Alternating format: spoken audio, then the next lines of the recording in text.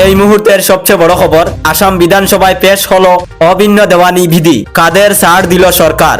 আসাম বিধানসভায় ঐতিহাসিক পদক্ষেপ, পেশ হলো বহু চর্চিত অভিন্ন দেওয়ানি বিধি বিল। আপনারা দেখছেন রাজ এইচকে টিভি, আমি রেজাউল ইসলাম।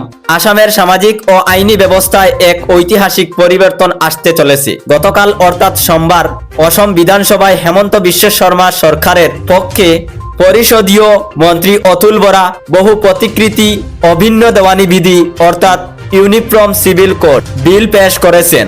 আজ মঙ্গলবার সকাল থেকেই এই বিল নিয়ে রাজ্য রাজনীতিতে জোর চর্চা শুরু হয়েছে। এই বিলের মধ্যে এমন কিছু নিয়ম রয়েছে যা প্রত্যেক নাগরিকের জানা অত্যন্ত জরুরি। আসুন জেনে নেওয়া যাক এই বিলের প্রধান দিকগুলো কি কি। এই বিলের সবচেয়ে চর্চিত বিল হলো, অসমে এবার থেকে কেউ লিভ ইন বা একত্র বাসে থাকতে চাইলে সরকারের কাছে রেজিস্ট্রেশন বা নথিভুক্তকরণ করা বাধ্যতামূলক করা হয়েছে। সরকারের মতে এর ফলে সম্পর্কে থাকা নারী এবং তাদের সন্তানদের আইনি সুরক্ষা নিশ্চিত হবে।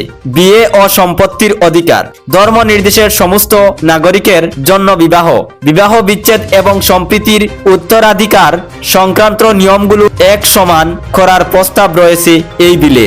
তহসিলি জনজাতিদের অর্থাৎ এসটির জন্য ছাড়। মুখ্যমন্ত্রী হেমন্ত বিশ্ব শর্মা আগেই পরিষ্কার করে দিয়েছেন যে রাজ্যের আদিবাসী বা তহসিল জনজাতি সম্প্রদায়ের নিজস্ব রীতিনীতির ওপর এই বিল কোনো প্রভাব ফেলবে না। তাদের এই আইনের আওতা থেকে ছাড় দেওয়া হয়েছে।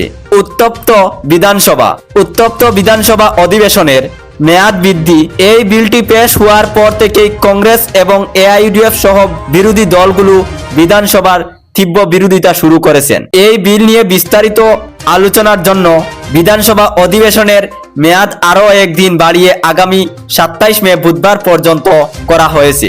অসমে এই বিল নতুন আইন চালু হওয়া নিয়ে আপনার কি মতামত? লিভ ইন রেজিস্ট্রেশন বাধ্যতামূলক করাকে আপনি কিভাবে দেখছেন? কমেন্ট বক্সে অবশ্যই আপনাদের মূল্যবান মতামত জানাবেন। প্রতিবেদনে রেজাউল ইসলাম, রাজ এইচকে টিভি। ধন্যবাদ।